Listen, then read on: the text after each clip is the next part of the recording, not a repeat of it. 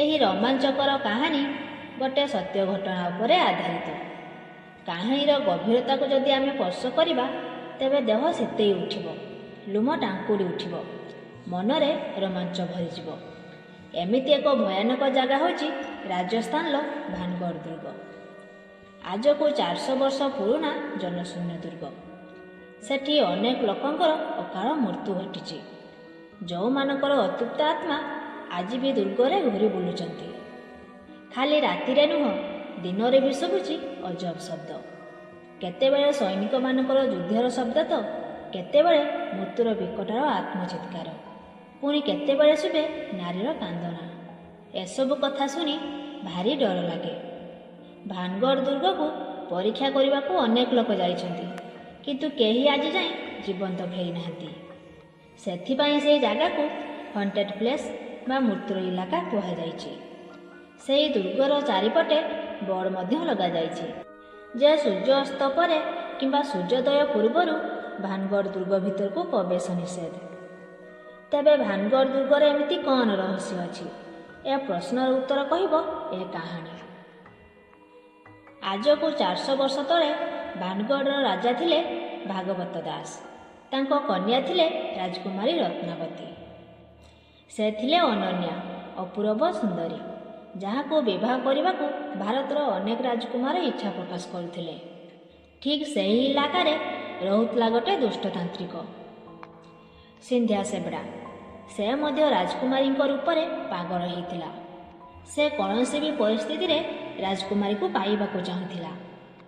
ଅନେକ ତନ୍ତ୍ରମନ୍ତ୍ର କରି ମଧ୍ୟ ସେ ରାଜକୁମାରୀକୁ ତାର ବଶୀଭୂତ କରିପାରୁନଥିଲା, କାରଣ ରାଜକୁମାରୀ ଥିଲେ ସର୍ବଗୁଣା ସମ୍ପନ୍ନା। ତାଙ୍କୁ ମଧ୍ୟ ଜଣାଥିଲା କାଉଁରୀ ଶକ୍ତିକୁ ଖଣ୍ଡନ କରିବାର ବାଟ। ତେଣୁ ତାନ୍ତ୍ରିକ ସିନ୍ଧିଆ ସେବଡ଼ା ବାରମ୍ବାର ଚେଷ୍ଟା କରି ମଧ୍ୟ ରାଜକୁମାରୀକୁ କାବୁ କରିପାରୁନଥିଲା। ଥରେ ରାଜକୁମାରୀ ରତ୍ନାବତୀଙ୍କର ଜଣେ ଦାସୀ ତାଙ୍କ ପାଇଁ ବାସ୍ନା ତେଲ ଆଣିବାକୁ ଯାଇଥିଲା। ଏକଥା ତାନ୍ତ୍ରିକ ଜଣକ ଦେଖିବାକୁ ପାଇଲା। ଦାସୀ କିଣିଥିବା ତେଲରେ ତାନ୍ତ୍ରିକ ଦୂର ଥାଇ ତାର କଳା ଯାଦୁ ପ୍ରୟୋଗ କଲା ଯେ ଯିଏ ଏ ତେଲ ବ୍ୟବହାର କରିବ ସେ ତାର ବଶୀଭୂତ ହୋଇଯିବ, ଆଉ ତାନ୍ତ୍ରିକ ରହୁଥିବା ପାହାଡ଼ ମାଣ୍ଡିଆକୁ ଆପେ ଆପେ ରାତିରେ ବିଛଣାରୁ ଉଠି ଚାଲି ଆସିବ।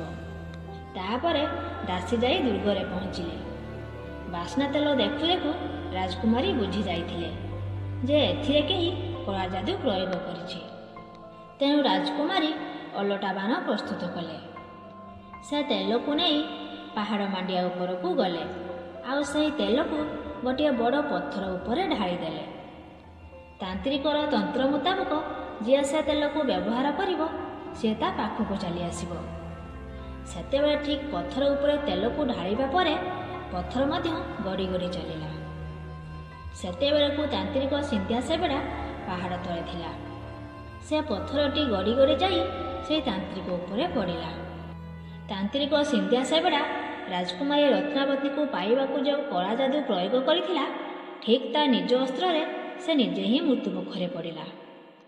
କିନ୍ତୁ ମୃତ୍ୟୁ ପୂର୍ବରୁ ସେହି ତାନ୍ତ୍ରିକ ଅଭିଶାପ ଦେଇଥିଲା କି ଭାନଗଡ଼ ଦୁର୍ଗର ସବୁ ଲୋକଙ୍କର ଅକାଳ ମୃତ୍ୟୁ ହେବ, ଆଉ ଏହା ଏକ ଭୂତ ନଅରରେ ପରିଣତ ହୋଇଯିବ। କୁହାଯାଏ ଯେ ତା ଅଭିଶାପ ସତ ହେଲା।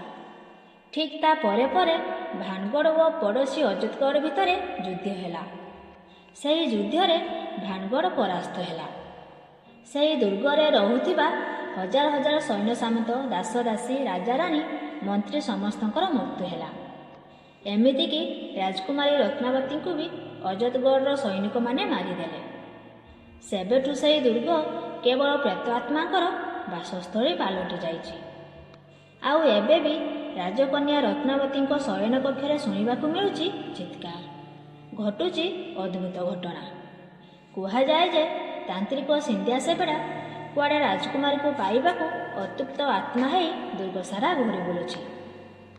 ସେହି ଅଭିଶପ୍ତ ଦୁର୍ଗକୁ ଦେଖିଲେ ଏବେ ବି ମନରେ ପ୍ରଶ୍ନ ଆସେ, ସତରେ କ'ଣ ସେହି 400 ବର୍ଷର ପୁରୁଣା ଅତୃପ୍ତ ଆତ୍ମା ସବୁ ରାତିରେ ଜୀବନ୍ତ ହେଇ ଉଠନ୍ତି? ତ ସାଙ୍ଗମାନେ, ଇଏ ତ ଥିଲା ଆଜିର କାହାଣୀ। ଆଜିର କାହାଣୀଟି ଯଦି ଆପଣମାନଙ୍କୁ ଭଲ ଲାଗିଥାଏ ତେବେ ଭିଡ଼ିଓକୁ ଗୋଟେ ଲାଇକ୍ କରି ଆମ ଚ୍ୟାନେଲକୁ ସବସ୍କ୍ରାଇବ୍ କରିନିଅନ୍ତୁ, ଯାହାଫଳରେ ଆଗକୁ ଏମିତି ନୂଆ ନୂଆ ଭିଡ଼ିଓର ନୋଟିଫିକେସନ୍ ଆପଣ ସର୍ବପ୍ରଥମେ ପାଇପାରିବେ। ତ ପୁଣି ଦେଖା ହେବ ଆଉ ଗୋଟେ ଭୟାନକ କାହାଣୀ ସହ। ସେତେ ପର୍ଯ୍ୟନ୍ତ ଆମକୁ ବିଦାୟ ଦିଅନ୍ତୁ।